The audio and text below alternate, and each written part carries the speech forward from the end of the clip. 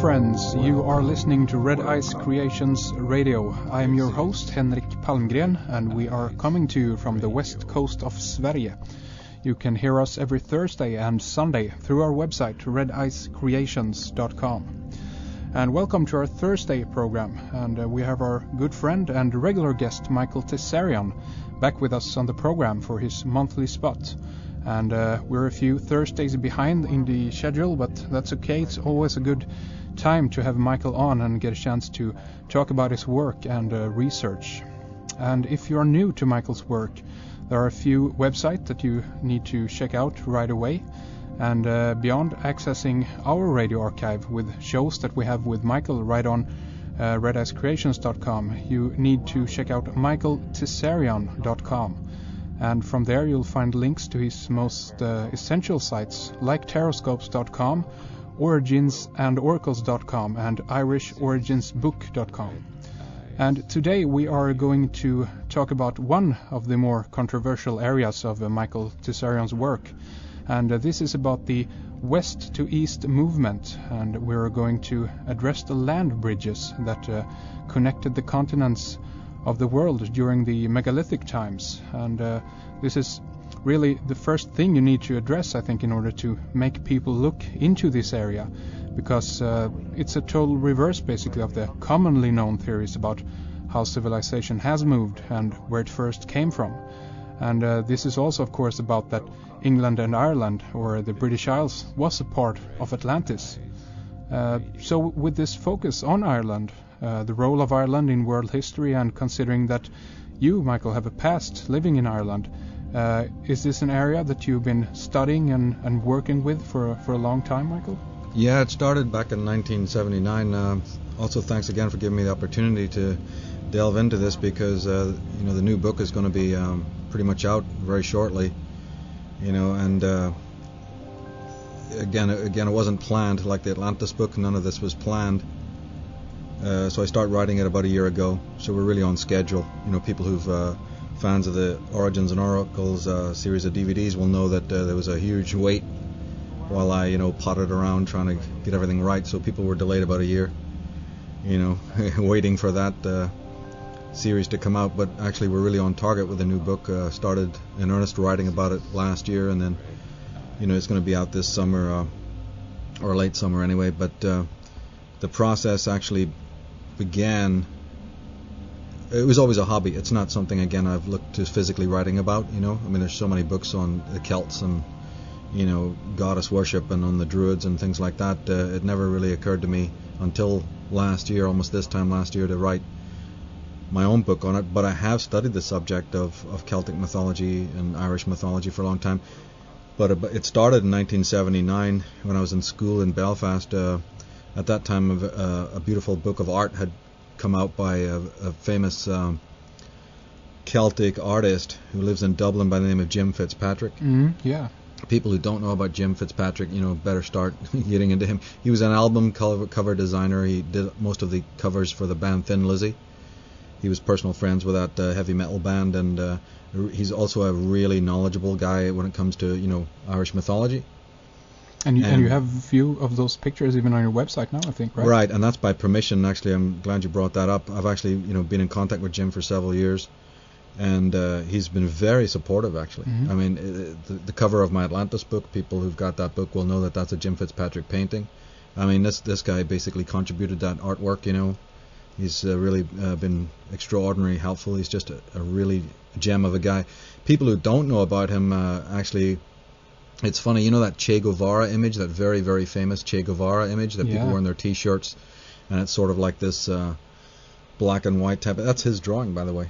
Really? Yeah, that's from way back in the 60s, that icon, it's almost like an Andy Warhol icon. Yeah. Well, that very famous image of the great revolutionary Che Guevara with his beret, that was actually painted by Jim Fitzpatrick. So he's a famous commercial artist, and so forth and so on. But in 1979, he released two books that were just sort of art books, in that sort of Roger Dean, Rodney Matthews style.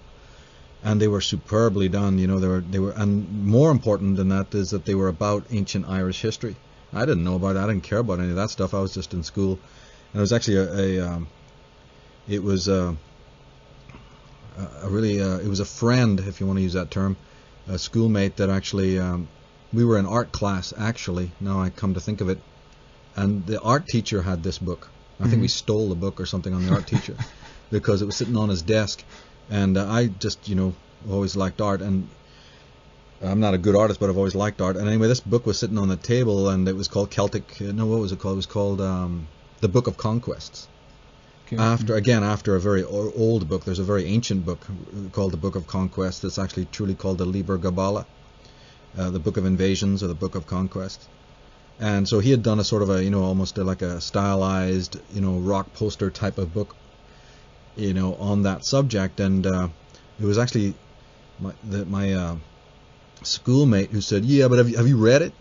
I didn't even realize there was text in the book until I, looked at it more carefully, and I suddenly noticed, oh, there's writing there.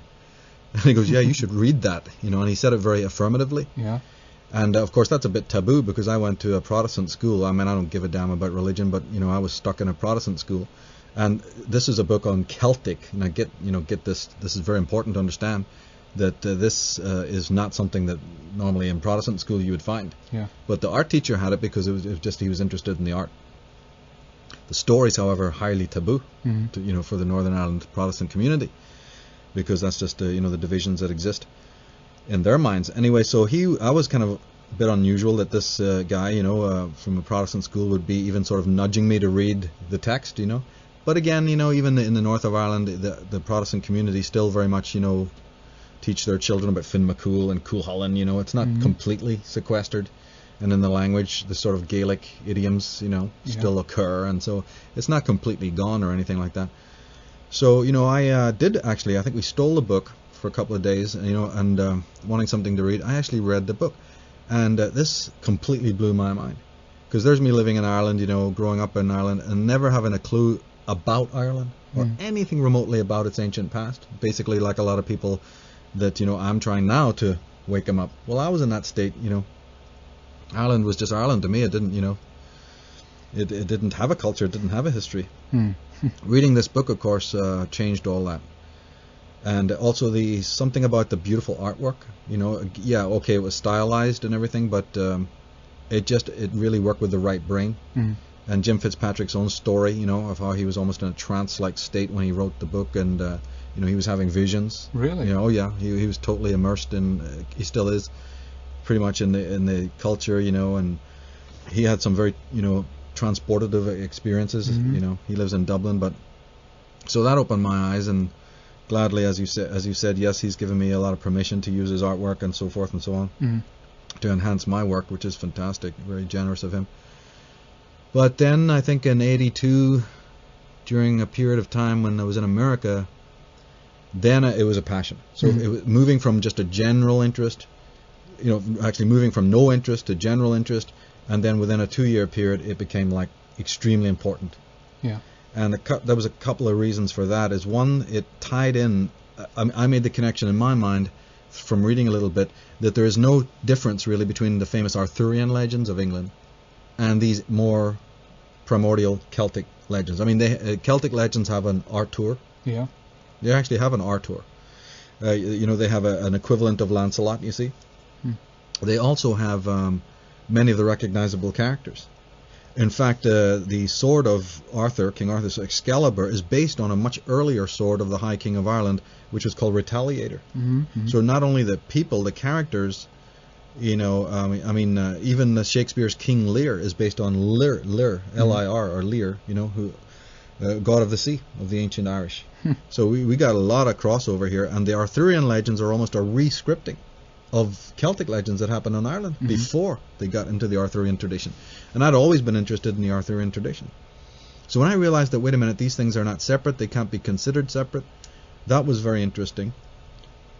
And so in '82 I started really researching it, and then in '85, sorry to be so long-winded about this, but there actually is a long, sequence of events. Sure, yeah. In '85, it moved out of just reading stuff, because believe me, there wasn't really that much to read, especially if you're living in north of Ireland. They're not interested in this subject. There's very few bookstores that would carry any of this stuff. Yeah, if you got a big university degree and a budget, you can probably find old books in libraries, but generally these books did not exist on the shelves of most bookstores in those days. We didn't have, metaphysical bookstores and stuff, so it was a little bit tricky to even get reading material on this subject. But around about, of course, we didn't have the internet. That really matters. Yeah, exactly. But see, around 95, it changed from reading about it to actually going out into the field in Ireland. And if you ever wanted confirmation that the books and the official line is total lies, that's what you would need to do. Mm. So after about a year or two of looking at the megalithic sites, going out and studying them quite meticulously, even working with sacred geometry, measuring things on maps, literally going out in thunderstorms to look at very obscure, remote standing, not just the famous ones that all the tourists go, hey honey, that's great, take a photo. Those famous ones, but there's lots and lots of really unknown ones that exist in the back of people's gardens, so it's a situation of us pulling up in, thunderstorm weather, going knock, knock, knock. Excuse me, do you have a stone circle in your back garden? Could we go and take a look at it? Yeah, son, come on in, trudge on through here. Yeah, we're used to this, So the Mavericks in their Wellington boots, would stomp through these poor people's houses and out to the back, and then they'd pull aside, these plants or whatever, and they go, yeah, there it is. And my God, these people had, they didn't even know what they had in their back garden. Because again, if you're really into the subject, you realize it's not just a matter of stone circles in their back garden or major standing stones or these other pictograms with spirals and faces on it. These are also geomantic sites. You're not just talking about the rocks themselves. You end up talking about the vortex. I mean, why, we're talking about hills and valleys and the positioning of these things. You're in an entire subject. And then my mind works in sort of weird ways. I wasn't just running around like some sort of, Celtic scholar going, oh, great, look what we found. I kept noticing that when we ever go out to look at any of these things, there'd be like Christian churches planted right on top. You get this bit, or nunneries, or off limits, or I would start noticing that, hang on a minute, there looks like there's been an active campaign of destruction of these things, like sequestering of these, certainly the what you would call the willful destruction of many of the sites. Now, granted, a lot of this is done just by the farmers and the local yokels, but I started to notice back in the mid-80s that this seemed to be demolition that had been done also purposely. Started to connect some dots, and so of course that would then be looking at the thing conspiratorially, which I never did originally. This is what got me into a lot of this. This is, in fact, these investigations started to show me that something was seriously amiss, because every time that we'd find a plot, sort of like almost like Indiana Jones in a way, you go out and you'd absolutely know that on the map here is a missing stone circle or a missing megalithic site. Let's go and see if it's there. You'd find yourself looking up at a big giant church. Isn't that we can't find it. Let's lean against this church and, Jesus, wonder where that thing went. The next day, Jesus, wonder where that stone circle is, as you're leaning up against another church or another college or another institute or another Jesuit, whatever, missionary or whatever. You go, gee, we can't seem to find any of those ancient Celtic sites. Wonder where they could be, until even a dummy like me would go, okay, wait a minute. But we are finding a lot of churches. Yeah. Well, finally it starts to go, wait a minute. Has somebody been building on top of these? So you're finding all sorts of stuff. And then, of course, you bump into these people who give you the official line. I mean, if you go to any famous place, you end up having a guided tour. And, my God, that's just a lie factory, that is. 2 minutes of, independent research, and you can realize, wait a minute, what's going on here? And you find that these, teenage girls or whatever, or these, I don't know, graduates, undergraduates, or whatever they're called, of Trinity or some other Irish, institution, or hired, in the summer to take the tourists. Reading from the paper what it's exactly about, reading from some script, and you barely can raise. And I didn't have to raise my hand because other tourists were doing it. I was shocked on some of these things. I went where gentlemen from New Zealand, other very educated people, probably a lot more than I was at that time, would be doing the refutation. I mean, I was well in there too, arguing away, but I wasn't the only one. A lot of these people from America and a lot of people from New Zealand were already asking questions, and I was so glad to see that. There's me with my Motorhead t-shirt ready to get in their face. Well, I don't think that's quite right, but actually very ordinary people were refuting it right there, getting into, sort of like soft arguments with, because they've been brought up on Arthur C. Clarke and, other scholars in America. So they'd come to Ireland and they had questions, and they weren't buying into this rubbish that had been generated from the universities. That was really cool. But actually, after all that time going out and looking at the ancient sites. I mean, my brother still to this day believes that Croagh Patrick, which is the famous mountain of Patrick, it's a very famous Catholic site now, where every year, the Catholics do a major sort of ritualistic ascent of the famous mountain. It's in Galway, and it's visited by thousands and thousands and thousands of Roman Catholics all over the world. Especially in Ireland, there's specific days in which they'll, go to this place. My brother to this day believes that could be a pyramid, like those ones in Bosnia. Really? Yeah, he's ready to go with a shovel and start digging it up. He's really adamant that the shape of that mountain. And there's rumors, Queen Maeve's grave, there's man-made stuff, of giant proportion in Ireland. So, one day we may actually discover that mountain of Croagh Patrick was even made by man. Nothing can surprise us anymore. So that's basically what happened. Then, it became an earnest study from that time on, and it demolished every traditional official story that I had been hearing about Ireland. And basically then you've got to tear that down, and gradually you've got to start building up a new picture of Ireland that is not in the ordinary Irishman's consciousness, that is not traditionally mentioned in any history books or school, and is basically very taboo. And then, as I said, my mind working in sort of these subversive ways started to focus in more on who's been messing with this, who's writing these scripts that these people are talking. I mean, you can't go that wrong. So this is what then sort of skewed my own perception. And as I started to follow that down, and a friend and colleague of mine, Andy Power, who wrote the book Ireland, Land of the Pharaohs, he was on a similar tradition, looking into the hidden, what we would now refer to as the occult history of Ireland. You see, so this thing has taken 20 years or so to rebuild that mosaic, to rebuild a picture of Ireland.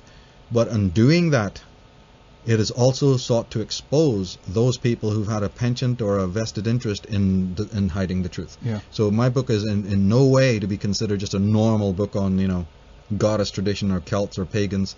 This is a book that revolutionizes what we know about the world as well, and about the sort of hierarchy of control that's going on.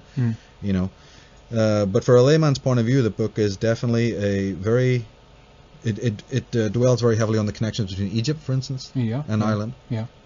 It talks about a reappraisal, as we've been saying, of the British Isles. It does talk about these land bridges, and it most importantly focuses on the idea that the elements of civilization did not move from the eastern lands to the west, as we have been told in school, but in earlier times from the west to the east. So I don't mean that there's been no migrations of significance from the east. There were many, but those are dated to 7,000 years BC, to 10,000 years BC, and it is utterly preposterous to start history. They're literally opening the book of history at those times. 10,000 years BC, back even further, 15,000 years BC. There was earlier migrations in what's known as the Mesolithic period, from the west into the east, and that many of the migrations that are known historically from the east to the west are returns. As a matter of fact, this is the most important word in this lexicon concerning the Irish origins of history is return. Return. That is a very, very important. That's the word they've left out. That many of these subsequent migrations of Scythians, you see, and Israelites, and all sorts of Phoenicians, you name it, are return journeys back to the land of the ancestors. And this is why, when you go out into the field and you start discovering pharaohs are buried in Ireland, or princesses of Egypt are buried in Ireland, and so on, and traditions talking about even the prophet Jeremiah being in Ireland, it starts to make sense when you consider that these are not initial visitations to Ireland. They're either returns or they're journeys back to the land of the ancestors, to the old land of the Eldar. This is what is crucially to be understood. And one thing we could bring up right away, I guess, you said 15,000 years, about something like that. This brings me back to an article that we had up on Red Eyes here a few days ago, or a few weeks ago actually, called Egypt's oldest known art identified. It's 15,000 years old, and these are etchings at Quarta, I think it's pronounced, I'm not sure. Located about 400 miles or 640 kilometers south of Cairo, Egypt. And one of the guys, down there heading this, dig, well, it's not a dig maybe, but he said that it's not at all an exaggeration to call this the Lascaux of the Nile, or on the Nile basically. And of course this is tying it back to the cave paintings in France, and even similar to in Spain. And one of the paragraphs, in this article was like this: in the meantime, the findings has raised a big question. How were people in Western Europe and Southern Egypt producing almost identical artwork at the same time? That's right. And this find, there's many finds, but this specific find, because it's been in Egypt, because the artwork has been clearly identified as similar to those at Lascaux, is of monumental importance. I think I have the file. I don't know if I put it on my own forum, but believe me, this is... I've always spoken in my other work about the age of revealing and how we're in the countdown to an age in which we're discovering the origins of our destiny. When I see this stuff, it's very inspiring, because it corroborates this, particular premise that I have about that we're living in the age of revealing, and we are going to be discovering things that shatter all these myths. See, and you're talking 15,000 years ago. That takes it back into what is known as the Mesolithic period, the period that I'm talking about, the megalithic period, and the Mesolithic period. And and of course, Hierakonpolis, one of the most ancient cities in Egypt, is a place called Hierakonpolis. They can read about it in the forthcoming book. Again, it's known to have been a place of sun worship, solar worship. Some of the first sun temples were there. Caucasian pharaohs are known to have ruled from there. We've got traditions. And in fact, the interesting thing about Egypt is that when you actually studying, a lot of people who've studied Egypt probably won't realize this, but when you're studying Egypt, you are studying Ireland. It's just that people haven't made the connection before, because they've been trained like seals to believe that there's no connection between these places. Yeah. And we'll get to the land bridge thing, because that contributes as to why people may have thought there's no connection. But when you're finding parrot feathers in Egypt that shouldn't be there because they only should be in South America, when you're finding cocaine and coca leaves, that shouldn't be in Egypt, and when you're finding elephants in South America where they shouldn't be, we got questions already from those connections. Yeah. We have one thing that really has to be understood, and I think it will help a lot for people to get around this idea, is that when you're talking about pre-dynastic Egypt, first of all, Egypt's meant to have been about 32 to 33 dynasties long. But anyone who's really seriously studied Egypt knows that the first dynasty of Egypt is not the first dynasty. That's an official date given that's probably, has been refuted by many, many scholars. Okay. It's not accurate. So even though the first dynasty was about 3,600 years BC, we have to understand that Egypt's history goes further back than that.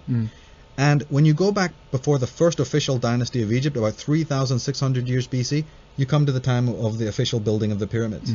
So the pyramid building does not even fit into the normal 32 What was going on in the 32 dynasties? It must have been so great when the pyramids are before those 32 dynasties. That's what I call great. Yeah.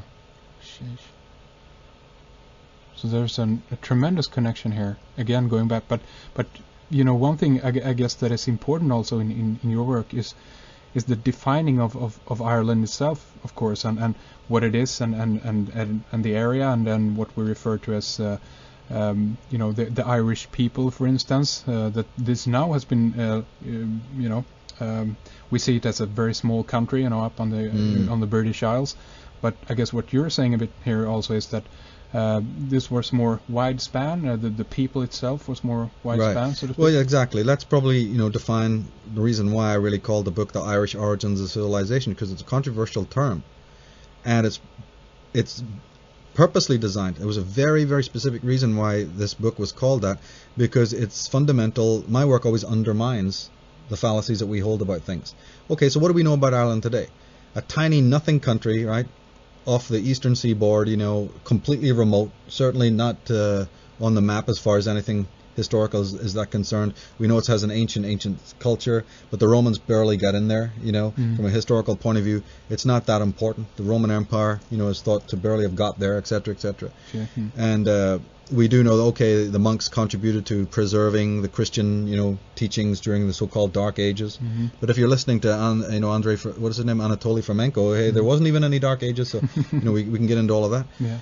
But you better believe that a few new scientific discoveries, shatter this little idea that we have about Ireland. The reason why I named the book Irish Origins of Civilization is not because I'm talking about the Ireland that people are thinking about when they're listening to us right now. That little island, the green island, off the coast of England. That's not what the word meant. Ireland, the word Irish, does not represent a nation or a race. The word is a corruption of the word Irish, with an A, or the Aria, right? We get the word area, like an area of ground, from this. Originally it came from Eri, or meaning the goddess. It was one of the oldest names of the goddess was Eri, E-R-I, but vowels interchanged, so she was often called Ari, A-R-I. And the Arya are the pure ones, or the noble ones, the men of light, the men of truth, etc. It was an old name for the Druids. So the most important thing to remember is that 3,000 years BC, there were land bridges that connected the continent and Scandinavia to England. And there was a land bridge that connected England to Ireland. So if you do this in your mind and you think about these land bridges, then you see the connections between England and Ireland are no different than the connections now between Holland and Denmark. Yeah, sure. Or Sweden and Norway. So out the window, as soon as these land bridges are accepted, and believe me, these are not hallucinations that somebody's dreamt up, these are photographed from the satellites, they know they existed. Once you accept that these land bridges existed, you don't have a Europe in the way that we understand it today. We are in deficit. Our vision of the past is skewed terribly because we are sitting here thinking about an England, a Scotland, a Wales, an Ireland, and a France, and we have these and by the way, they're so recent that half of those divisions were made in the Second World War. Europe and Asia was divided in the so we're not even talking thousands of years old. By the First and Second World War, Europe took on a brand new shape, so to speak. The new nations of, Right, the new nations. So how outlandish is it to say that thousands of years ago, when these land bridges existed, so immediately out the window goes these very unsustainable ideas about an Ireland and an England. It was all one continent. It was all one landmass. They only become remote. They only become, distant, far off, obscure places when the water is there. So how far do you think we have to go back in order to get to a time when there was land bridges? About 2,000 to 3,000 years BC, they disappeared. Okay. The man who discovered these or rediscovered them is Ulf Erlingsson. He's a Swedish geographer, and I believe this man, you can't get further up the totem pole than this guy. I mean, he's one of the top geologists in the world. And he actually wrote a book called Atlantis from a Geographer's Perspective. It's also been called Atlantis in Ireland. And he has shown that, he also shows the reasons for why the water level rose. About 6,000 years BC, he talks about the Storegga tsunami. Yeah, people think tsunamis are only things that happen in the East. The Storegga tsunami should be studied by people to find out what a tsunami can really do. You're talking about hundreds of meters of water. And we also know that on the west coast of Ireland, not far from Norway, but on the west coast of Ireland, the waters rose, and because we know this because when sometimes after a great gale or a storm on the Aran Islands on the west coast of Ireland, the water has receded, and people are finding old settlements out there underneath the waterline. Now this is confirmed. They've done this in the Azores, and they have done it in Ireland, and they've done it in the Norway coast. So they know that the present coastlines were far inland. There was other coastlines, there was other settlements, all swallowed, all drenched and drowned by these huge, devastating tsunamis and the rising of the water. But the rising of the water exceeded, and so about 3,000 years BC, it seems like a long time, but it's not, the land bridges were there. The land bridges existed between Ireland and England. So don't you see what this means? It not only means that now we can explain how the stones of Stonehenge and other places like that might have been easily moved. There's no water there, so there's no problem. You can wheel them right across if you have to. See, all these problems, are suddenly discovered when we realize that the science is in saying, no, there was no water here. This was all part of one land. Nobody was thinking in terms of Ireland. Do you know that the ages that I'm talking about, the era in which I'm talking about, the cities of Britain didn't exist? We're talking about a period that didn't have Glasgow and Edinburgh and London and Belfast and Dublin. So this is what people need to wrap their minds around, is we are not talking about an Ireland as a nation. Yeah. Certainly I'm not. I understand where the word Ireland comes from. It's just a term that it's just one of the countries that retained a very illustrious title. The area were all over the world. So when my book is called The Irish Origins of Civilization, it's really to be called The Aryan Origins of Civilization, or The Arya Origins of Civilization. But that's a very controversial title, I guess. It's always controversial when people don't have the facts. Sure, exactly, right? Yeah. When you realize that the Arya is a group of people from any civilization, black, white, polka dot, I don't care, we're talking about, descendants of the dragon bloodline, because, if we really start at the beginning, this book was written after my Atlantis book for a reason. I had to start with my Atlantis book to sketch in the background of this history that I wanted to get into. That's why it took so long. You're talking about 20, 30 years here. I could not embark upon the true history of Ireland or Britain or Scandinavia until you first laid the groundwork for Atlantis. That's right. Ulf Erlingsson, in his own way, is sort of doing the same thing. In his own way, as a mainstream scientist, he's sort of, dabbling in that area, thinking, maybe there was an ancient civilization. Of course there was. It's in all the myths and legends of the world. So you can't talk about the West, Northwest, and the lands of Hyperborea and Ultima Thule, you see, and all of this. Yeah. You can't even, it's ludicrous, preposterous, outrageous to begin a history of Britain or history of Ireland without talking first about Atlantis. For instance, one example, one of the earliest settlements of Ireland at the time of called the Coming of the Gods, and it's all in the book, but one of the ancient, they're called Gaelic, but they're really megalithic tribes of wizards. And they said that their continents, they had arrived because their lands had been destroyed. They come from 4 different islands, they said. 4 great continents or 4 islands where these ancient druidic magi lived have been destroyed in the famous deluge about 13,000 years ago. These people arrive on Ireland's shores. And one of the islands that they're from, in Gaelic, is called Murias. Well, it doesn't take a massive stretch of the imagination to realize that word Murias is the same as Le Murias. Yeah, that's right. Particularly when you know that the letter L is a the. Just in the same way that the French use le or la today as a the L apostrophe, whatever, right?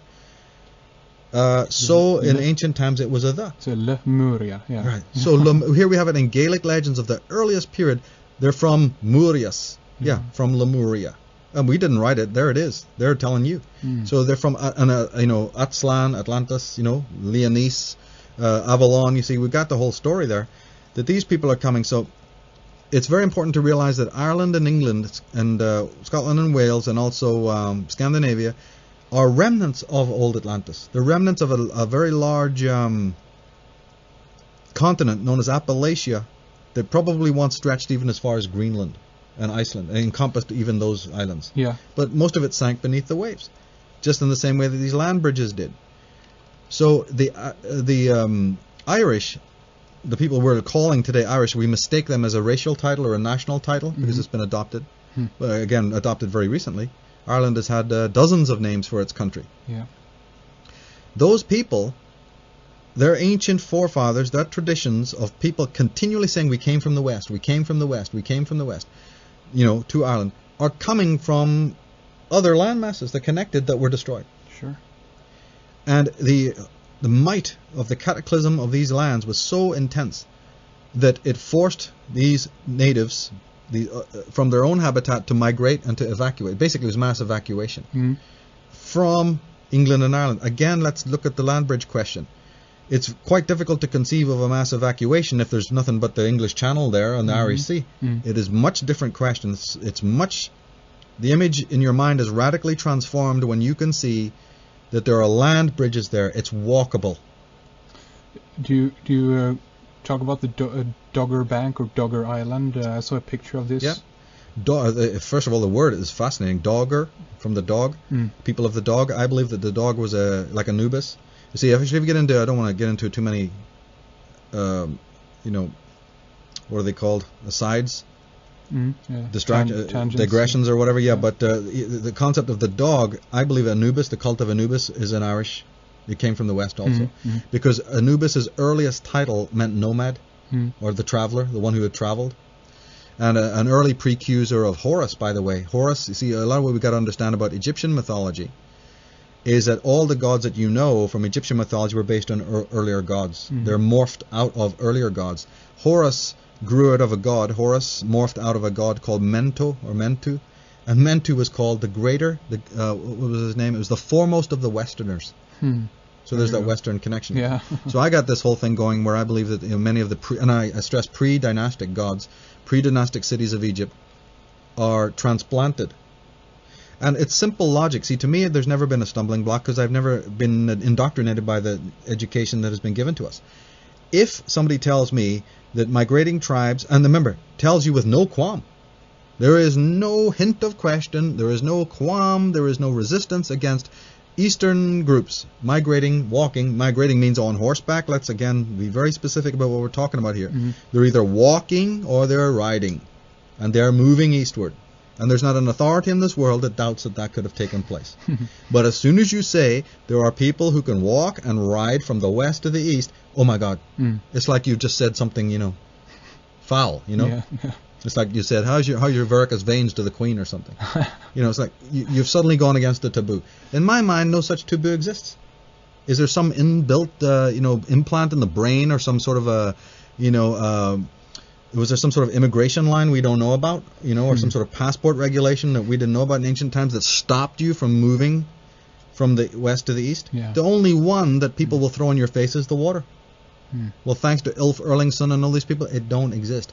Those final arguments for the fact that there was an inhibited movement from the west is utterly thrown aside.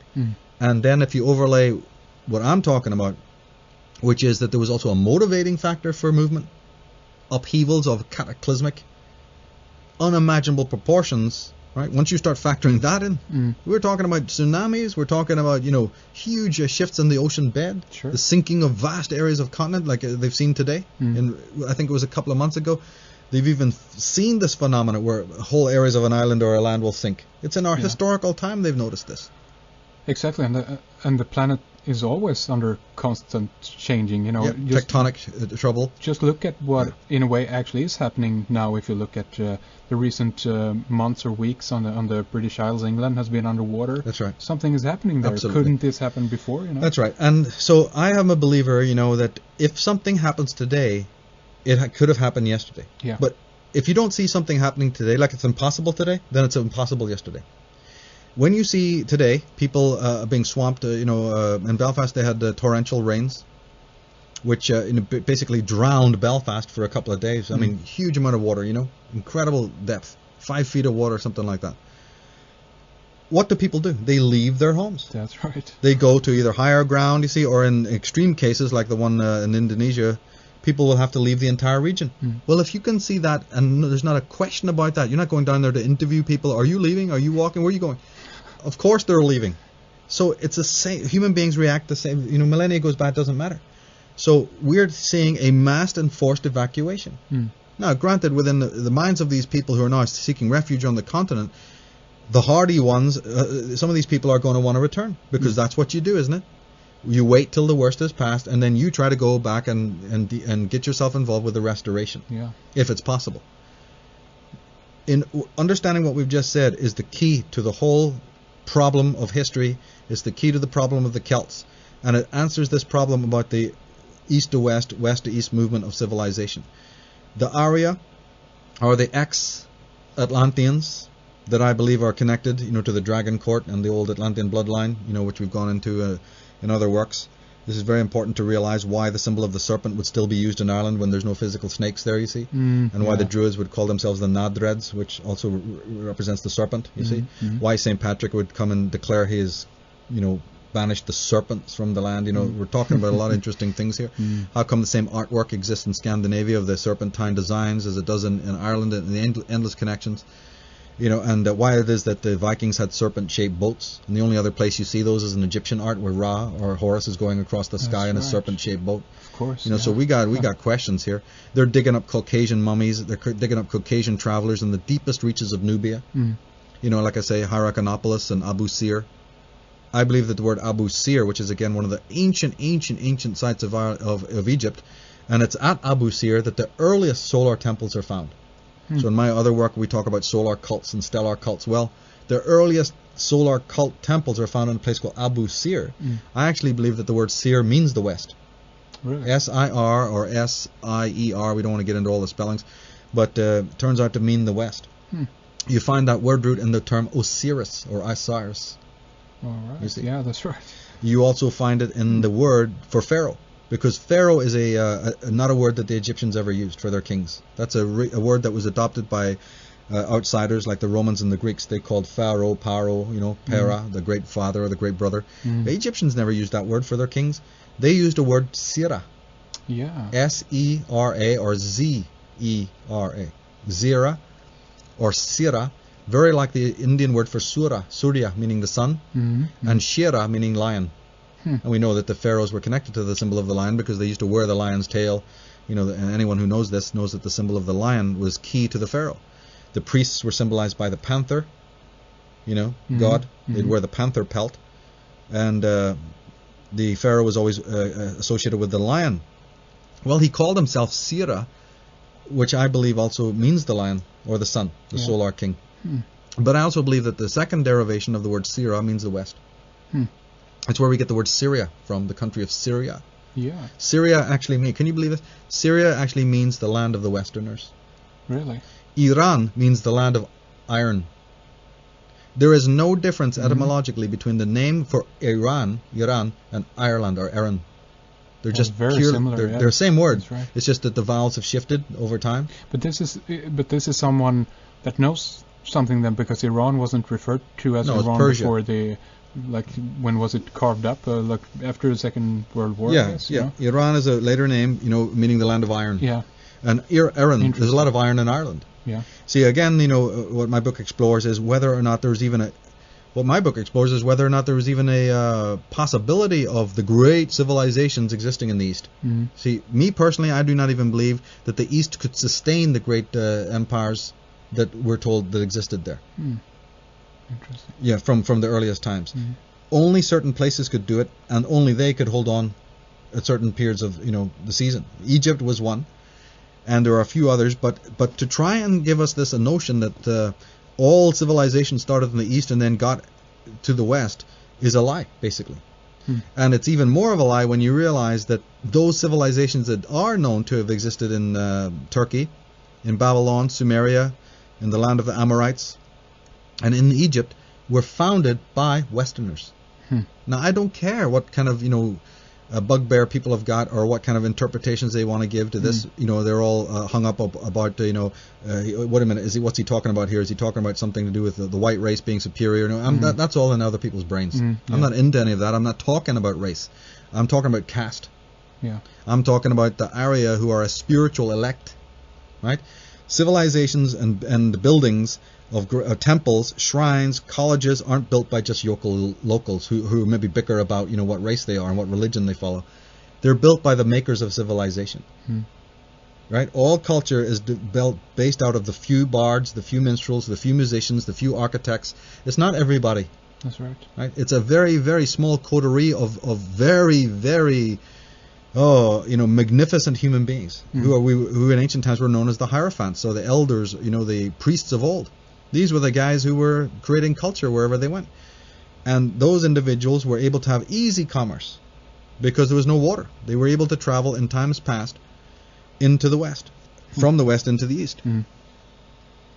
So we have the main kind of thing that you always want to return to, that is, there are so many scholars out there, looking at ancient history, and either it's just because they're totally missing this area completely, or they don't look at it because simply it hasn't entered their mind for some reason or whatever. But why the downplay of this theory? Why the incredible severe attack against it, so to speak? Right. Well, because the real reason is because it was very, very important for people. Remember, you're not talking about historians. You're talking about the people who fund historians. You're talking about the people who open the universities and fund we're not talking. My qualm is not with individual historians any more than it was with those individual tour guides reading their script, right? You know what I mean? So what we're dealing with here is the establishment that funds the subject of history, which is about 200 years old, by the way. The history is a very recent subject. It is. Yeah, half of the excavations in the world, these famous excavations that are being done all over the world. Yeah. Most excavators and archaeologists will tell you that about 2 to 5% of the dig is done. Yeah. At every place. When we hear about an excavation, we have this some idea that they've dug up the lot. They've dug up 1, 2, 3, 4, or 5%. I don't think there's a dig anywhere in the world where they've done full justice to it. So they're they're scratching in the dark still. And they're still finding so much, with only that. Look at Cairo, Egypt, they're still finding this art, art. Or Cattle Hayok. Right now they're over there again in Cattle Hayok. Or remember at the time of the Minoan civilization? Yeah. We know something about the Minoans. Well, you will in about 200 years when you finish digging it up. Yeah. Yeah. What do we know right now? I believe that my research is in many ways ahead. I believe that, I have no problem realizing that we're going to catch up with what I'm talking about. Because I have got the proof. I have proved it to myself that this is a fact, and therefore, and every day people are sending me proofs from around the world. You yourself on Red Ice had a guy from New Zealand showing that, there was Caucasian ancestors of the Maori. Sure, Martin Dutré. Yeah, right. Sure. Well, the Maori have never denied it. Yeah. Go to America. The American Indians are always telling you we didn't build these mounds. It's not us. It was the Westerners, the Pahonas. They're called the Pahona, the tall, white, blue-eyed, blonde people from the East. Well, that's our West, isn't it? That's right. Yeah, well, look, if they can say it in the Americas, and there is an ocean in between, how dare we say in the East here, in Europe, that it couldn't have happened when there was no water? But you see, history is 200 years old. The first person to write on Egyptian history was Manetho, right? Who wrote it? He's writing 300 BC. Okay. I've just said to you that the history of Egypt goes back officially 3,000 years BC. Okay, and the first historian is writing only 300 years BC. So the first historian of Egypt, Manetho, you can look him up on Wikipedia, Manetho, is writing about the history of his country 300 years BC, but he's only got 2,000. He's writing about things that happened 2,000 to 3,000 years before his own time. Yeah. That's a historian for you. Sheesh. We got Herodotus doing the same measly job at the time of the Greeks. Then we come up to the Victorian age, in which, boy, you talking about prejudice? Okay, they were. If anyone wants to know how skewed and ridiculously narrow and utterly prejudiced these beautiful objective historians can be, you only have to study the Darwinian period and the period of the Victorian historians and the junk that they were talking about. I mean, you want some real way out crackpots? It was at this point because they were being motivated from political reasons. So first of all, I believe that they are not looking. Because remember, there's an old, I don't even remember, but some of your listeners may know, there's actually a technical term for seeing what you're programmed to see, or you only see what it is that's shown in front of you. What was that movie with Johnny Depp, where he acts Jack the Ripper? They really brought that out. He was a Mason, and there was a whole thing about the Masonic. It was it Johnny Depp or something like that? Gate here, but no, of course not. Oh shit, how can I forget this? Yeah, I know. You remember, but in that movie they also make that point that people are trained to see only what is in front of them. Yeah. And that goes for scientists too. I actually believe that some of these scientists and historians are the most narrow-minded of all people. Yeah. But do not, just like I found out that there is an overt campaign of destruction. Let us be under no illusion that there is an overt, covert operation to destroy this knowledge. If there wasn't, then Immanuel Velikovsky would have been doing very well in his professional life. That's right. Commons Beaumont would be known to people. People like me say Commons Beaumont, and it goes right across people. Well, there you go. Sigmund Freud would not have been murdered, because that's in fact what happened. Sigmund Freud himself didn't just die, like we've been told. He was taken out, and we've got the proof. The list is endless of the scholars that have been suppressed, the overt campaign. Ignatius Donnelly, who was one of the most incredible American writers who first looked into the whole question of Atlantis and the West to East movement. He had Lincoln on his side. Lincoln wanted to dedicate one of the Navy's boats, the American Navy boats, to go and seek for Atlantis to help Donnelly, back up his theories. Yeah. But unfortunately, he was assassinated before that could happen. Commons Beaumont, Connor McDarry, Anna Wilkes, these people whose footsteps I'm following in, rewriting this incredible story. These are people who were not as myopic. They weren't trained in the lie machinery of history, which I believe is one of the most controlled of all subjects, because it's imperative The Vatican even had restrictions on traveling to the West. Yeah. This nonsense of the flat world. And people laugh when they hear that. They go, oh, it's like a sort of, over your coffee and tea, you kind of laugh at that. Hang on a minute. Do you know the real reason for that? That these people were in such pathological fear that you might find out about Albion, that you might travel, clever, intelligent, wealthy merchant men might go and find out again about England and Ireland and realize, oh my God, you're going to tell me that Jerusalem and Rome and Athens are not the center of civilization? Sure, yeah. Well, that's what would have happened. So they tried to put this fear that the earth is flat and you're going to fall off the edge of the world if you travel too far to the west. And look at the lengths that they will go. I mean, you really follow what I'm saying here and realize that these people will go to the length to even tell you that the earth is flat and forbid you to get in a boat and travel west, because they will come up with anything to stop you from going. They're in such fear that this truth will come out. They send the might of the Roman army to destroy the culture of the Druids, what was left of them. Just like I said, get out of your mind that about the notion of Ireland being this little remote island, left on its own up there on the eastern seaboard. Get out of your mind that Druids were guys, who are just walking around in white robes only in one country. Yeah. Sort of hanging out, climbing the oak tree over there, and playing the harp in, Anglesey, Wales. And realize that that's a false impression that's been given. The Drua, or the Druhus, are found as far away as the Brahmins of India. They're found in the schools of Pythagoras. They're found in Egypt. They're found in Africa under different names. These people were a worldwide organization. What was left of them was destroyed. The Roman army and the Egyptian, in the later days, the colleges all over the world that the Druids had put up were destroyed. You find churches on them today. You find cities built over them today. The word city is actually a Gaelic word, in fact. We find all of these temples taken down. We find churches. We find institutes. We find shrines and other, groups, other sects, other religions, taking these traditions, taking these elements from the old Druidic culture. But we have been told by historians a couple of very, very, very important fallacies. And I am more than happy to start seeing that these fallacies are now radically being, refuted. Not just by me, but we've had now about 20 years. Eric von Daniken, but again, I can think going back to Emanuel Velikovsky and Beaumont. Yeah. And again, now in the last 10, 15 years with Ahmed Osman and Ralph Ellis. I mean, you've had Ralph Ellis on your show. Sure. I consider him one of the greatest scholars that the world has ever produced. And we've got others of Mustafa Gadala. These people I highly recommend people start reading. These are individuals who are refuting. But if you don't know about these people, then you're going to believe some of the lies of history. Let's go through a few of them. The big one. There were no pre-Diluvian civilizations. It all begins, Henrik, 11,000 years ago, when somebody sat down and wove a basket. Oh, yeah, of course. And with a prod, moved a few cows, and started some commerce. Sure. You know what I mean? Of course, they stumbled over the pyramid and thought, oh, well, I wonder what that is, while they did all of this. Yeah. But no.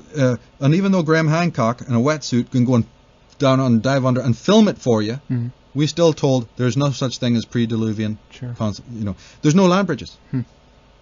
They've taken photographs of million-year-old land bridges now between, was it India and Ceylon? Yeah, India and Sri Lanka. Sri Lanka. Yeah, that's right. I'm using the old term Ceylon, but Sri Lanka. Exactly. That's the old term. Okay. Yeah. It shows you about how old I am. But anyway, they go. Yeah, this is not hallucination. There was a movement of a massively evolved civilization between. Now you go to the average Sri Lankan now.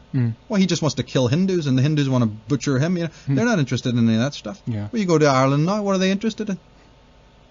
Whatever. I don't know even. It's just whatever they're interested in is what they're doing. They don't care about any of that stuff.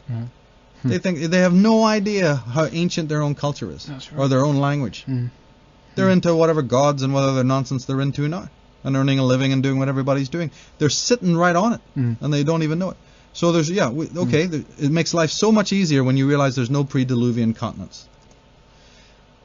Early man, primitive man is a rude and malignant and malevolent creature. A skin-wearing, bone-chucking, primitive. Sure, hunter-gatherer. A hunter-gatherer. And look at us, how fantastically evolved we are, that we don't live in caves. We don't gather stuff, right? That's right. Yeah. Commons Beaumont shot to pieces that whole idea about the cave dwellers living in caves. No. Taking refuge in caves because the earth is going through a Charlton Heston disaster, movie that you couldn't imagine, yeah, you'd be taking refuge in caves. Living in caves? No. Refuge in caves? Yes. Right? But again, we're told, no, they were all rude.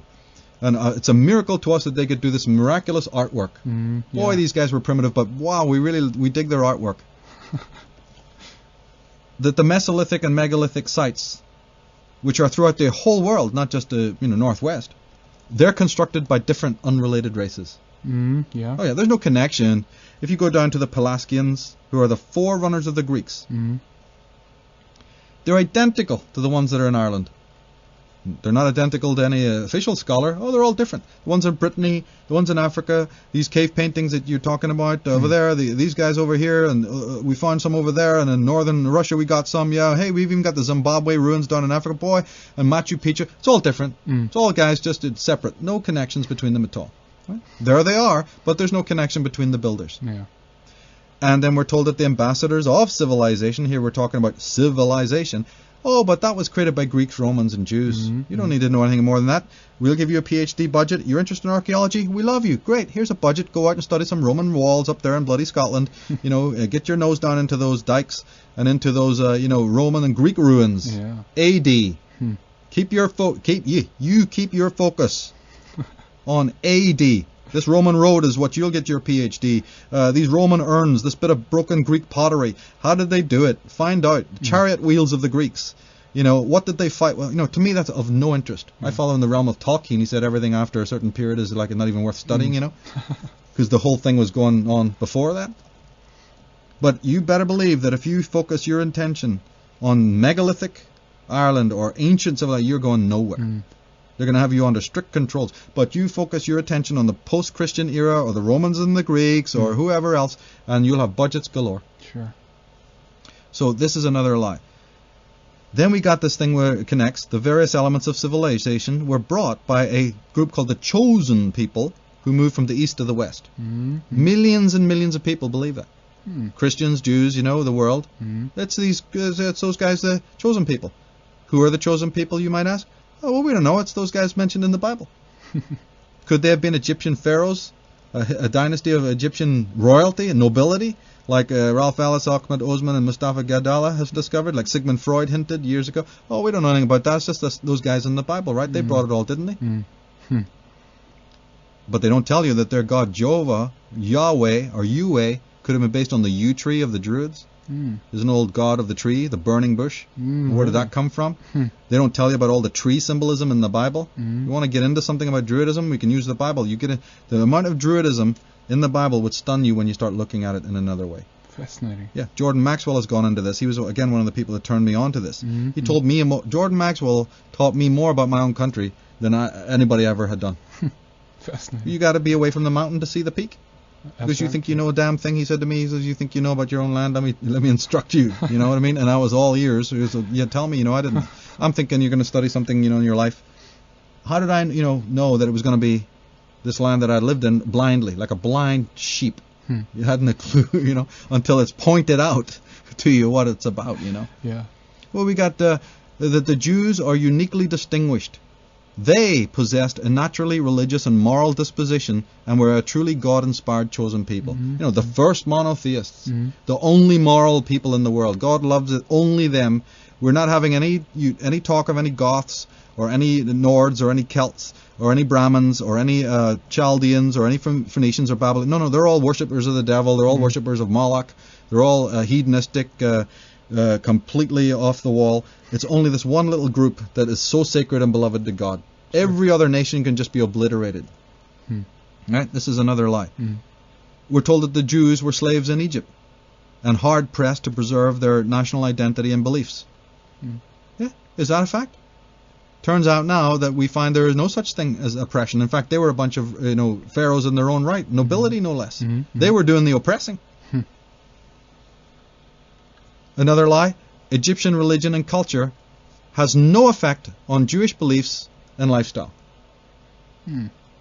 Right? Because the Jews barely mention Egypt, and when they in the Bible, and the Christians, and when they do, it's in derogatory terms, like, oh, well, those pagans. Good thing we got away from there, huh? Us and our Jehovah, and we created a new religion.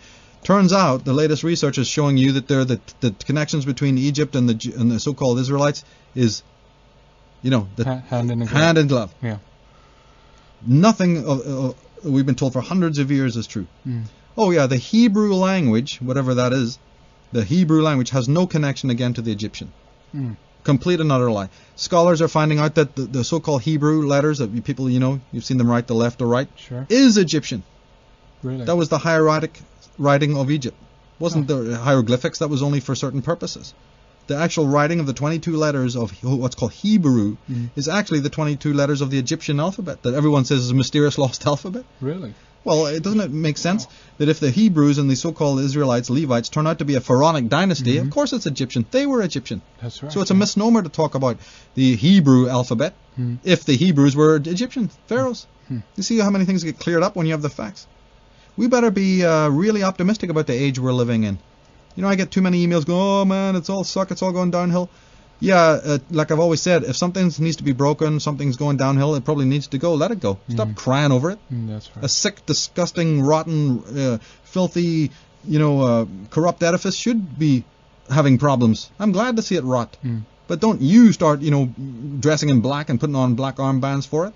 What you're seeing is the death of a corrupt, system, a corrupt milieu.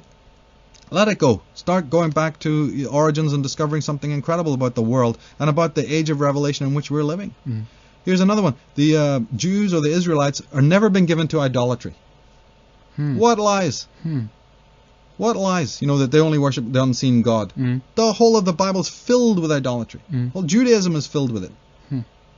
Don't believe him? Go and, try to burn a Torah. Yeah. Right? Yeah. Same in Mecca. But, Jordan Maxwell and others have explored the whole idolatry question. Now, it's covered up, of course, you wouldn't notice it. Sure. And here's one of the most important. The Bible provides accurate accounts of historical occurrences. Yeah. Oh, the Bible's history. Don't question the Bible. What are you talking about? It's just poetic language. They wrote in sort of old, archaic terms. But that happened. Did it? We're actually, if you really, really want to have major problems in your life, consider the Bible to be history. If you're looking to really find out what the hell has been going on this planet, don't ever make that mistake. You can look at the Bible as a historical document. That's not what I'm saying. The Bible is a historical document. There are historical elements to it. But the Bible's stories, those things that are meant to be written, is not history. Tell me it's astrotheology, and I might agree with you.